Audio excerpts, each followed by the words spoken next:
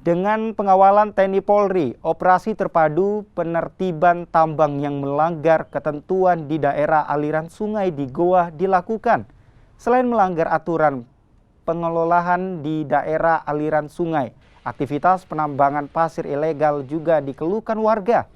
Petugas gabungan juga menyita sejumlah alat berat dengan cara menyegel. Dari 4 titik lokasi penertiban tambang pasir, terdapat 1 tambang galian pasir batu milik Perusda Goa. Tambang galian itu dinilai merusak lingkungan karena melakukan penambangan di luar ketentuan. Aktivitas tambang pasir juga berpotensi menyebabkan banjir akibat terjadinya pendangkalan. Kalau terjadi banjir, air lari ke sana, bisa terjadi pengikisan di sana. Kalau terjadi pengikisan di sana, ini ada jalanan. Ada rumah masyarakat, jadi berarti bisa nanti menimbulkan longsor. Makanya dampak yang terjadi adanya tambang-tambang ini yang boleh dikata karena memang tidak memiliki izin, makanya ini agak arus air ini semeraut.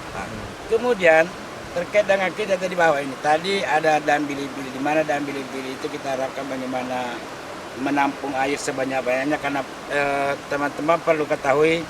Ini kalau bili-bili ini airnya cukup meluap, ini sangat berpengaruh ke Kota Makassar. Makanya itu terjadi Kota Makassar sering banjir karena itu pengaruh air dari. Nah, tindakan kita ini akan melakukan verifikasi dan juga melakukan operasi penertiban.